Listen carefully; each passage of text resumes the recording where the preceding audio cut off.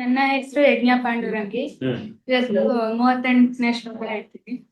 ಪದ್ಮನಾಭ ರವಿಂದಾಕ್ಷ ಪದ್ಮಗರ್ಭ ಶರೀರ ಭೃತು ಮಹರ್ಧಿರುದ್ಧೋ ವೃದ್ಧಾತ್ಮ ಮಹಾಭೂತ ಗರುಡ ಧ್ವಜ. ಇದರಲ್ಲಿ ಪದ್ಮನಾಭ ಅನ್ನೋದು ಅಕಾರಾಂತ ಪುಲ್ಲಿಂಗ, ಪದ್ಮಗರ್ಭ ಶಬ್ದ, ಪ್ರಥಮ ವಿಭಕ್ತಿ ಏಕವಚನ. ಪದ್ಮಗರ್ಭ ಅರವಿಂದಾಕ್ಷ, ಇಲ್ಲಿ ಪದ್ಮಗರ್ಭ ಅನ್ನೋದ್ರಲ್ಲಿ ಓಕಾರ ಬಂದಿದೆ. ಅಂದ್ರೆ ವಿಸರ್ಗದ ಹಿಂದೆ ಆಯ್ತು ಮುಂದೆನೂ ಆಯ್ತು, ವಿಸರ್ಗಕ್ಕೆ ಓಕಾರ ಬರುತ್ತೆ, ಅದರಿಂದ ಪದ್ಮಗರ್ಭ ಅಂತ ಇದೆ. ಮತ್ತೆ ಅರವಿಂದಾಕ್ಷ, ಇದರಲ್ಲಿ ಇದು ಅಕಾರಾಂತ ಪುಲ್ಲಿಂಗ, ಅರವಿಂದಾಕ್ಷ ಶಬ್ದ ಪ್ರಥಮ ವಿಭಕ್ತಿ ಏಕವಚನ. ಇದರಲ್ಲಿ ಅರವಿಂದ ಪ್ಲಸ್ ಅಕ್ಷ ಅನ್ನೋದ್ರಲ್ಲಿ ಇಂಟರ್ನಲ್ ಸವರ್ಣ ದೀರ್ಘ ಸಂಧಿ ಆಗಿದೆ. ಅಂದ್ರೆ ಆ ಇ ಉ ಮೂರಲ್ಲೂ ಸಹ ಅದೇ ಅಕ್ಷರ ದೀರ್ಘ ಆಗಿ ರಿಪ್ಲೇಸ್ ಆಗುತ್ತೆ, ಅದರಿಂದ ಅರವಿಂದಾಕ್ಷ ಅಂತಾಗಿದೆ. ಮತ್ತೆ ಪದ್ಮಗರ್ಭ ಅನ್ನೋದ್ರಲ್ಲಿ ಅರವಿಂದಾಕ್ಷ ಪದ್ಮಗರ್ಭ ಅನ್ನೋದ್ರಲ್ಲಿ ಅಲ್ಲಿ ಉಪದ್ಮಾನೀಯಾಗಿದೆ. ಅಂದ್ರೆ ವಿಸರ್ಗದ ಮುಂದೆ ಪ ಇದ್ದಾಗ ಆ ವಿಸರ್ಗವನ್ನ ಅರ್ಧ ವಿಸರ್ಗವಾಗಿ ಉಚ್ಚರಿಸಬೇಕು. ಮತ್ತೆ ಅರವಿಂದಾಕ್ಷ ಪದ್ಮಗರ್ಭ, ಇದು ಅಕಾರಾಂತ ಪುಲ್ಲಿಂಗ, ಪದ್ಮಗರ್ಭ ಶಬ್ದ ಪ್ರಥಮ ವಿಭಕ್ತಿ ಏಕವಚನ.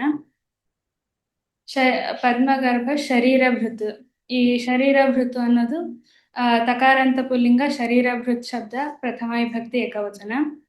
ಮತ್ತೆ ಮಹರ್ಧಿ ವೃದ್ಧೋ ಅನ್ನೋದ್ರಲ್ಲಿ ಮಹರ್ಧಿಹಿ ಪ್ಲಸ್ ವೃದ್ಧೋ ಅಂತ ವೃದ್ಧ ಅಂತ ಬಿಡಿಸ್ಕೋಬೇಕು. ಇಲ್ಲಿ ರೇಫಾದೇಶ ಸಂಧಿ ಆಗಿದೆ. ಅಂದ್ರೆ ವಿಸರ್ಗದ ಹಿಂದೆ ಇಚ್ಚಕ್ಷರ ಇದ್ದು ಮುಂದೆ ಹರ್ಷಾಕ್ಷರ ಇದ್ದಾಗ ವಿಸರ್ಗ ಹಶ್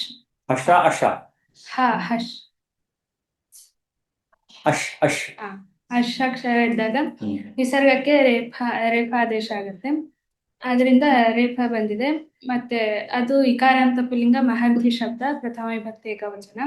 ಮತ್ತೆ ವೃದ್ಧ ಅನ್ನೋದು ಅಕಾರಾಂತ ಪುಲ್ಲಿಂಗ, ವೃದ್ಧ ಶಬ್ದ ಪ್ರಥಮ ವಿಭಕ್ತಿ ಏಕವಚನ. ವೃದ್ಧಾತ್ಮ ಅನ್ನೋದು ನಕಾರಾಂತ ಪುಲ್ಲಿಂಗ, ವೃದ್ಧಾತ್ಮನ್ ಶಬ್ದ ಪ್ರಥಮ ವಿಭಕ್ತಿ ಏಕವಚನ. ಮಹಾಕ್ಷೋ, ಇದರಲ್ಲಿ ಮಹಾಕ್ಷ ಅನ್ನೋದು ಅಕಾರಾಂತ ಪುಲ್ಲಿಂಗ, ಪ್ರಥಮ ವಿಭಕ್ತಿ ಏಕವಚನ. ಮಹಾಕ್ಷೋ ಅನ್ನೋದ್ರಲ್ಲಿ ಹಿಂದಿನ ತರ ಓಕಾರಾದೇಶ ಸಂಧಿ ಆಗಿದೆ. ಮತ್ತೆ ಗರುಡ ಧ್ವಜ ಅನ್ನೋದು ಅಕಾರಾಂತ ಪುಲ್ಲಿಂಗ, ಪ್ರಥಮ ವಿಭಕ್ತಿ. ಮಹರ್ಧಿ ಶಬ್ದ ಮಹರ್ಧಿಹಿ ಮಹರ್ಧಿ ಮಹರ್ಧಯಃ, ಮಹರ್ಧಿಂ ಮಹರ್ಧಿ ಮಹರ್ಧೀನ್, ಮಹರ್ಧಿನ ಮಹರ್ಧಯೇ ಮಹರ್ಧೇಃ ಮಹರ್ಧೇಃ ಮಹರ್ಧೌ, ಮಹರ್ಧಿಭಿಃ ಮಹರ್ಧಿನಾ ಮಹರ್ಧಿಷು, ಮಹರ್ಧ್ಯೋಃ ಮಹರ್ಧಿಭ್ಯಂ ಮಹರ್ಧಿಭ್ಯಃ. ಷಷ್ಠಿ ವಿಭಕ್ತಿ ಬಹುವಚನ ಏನು?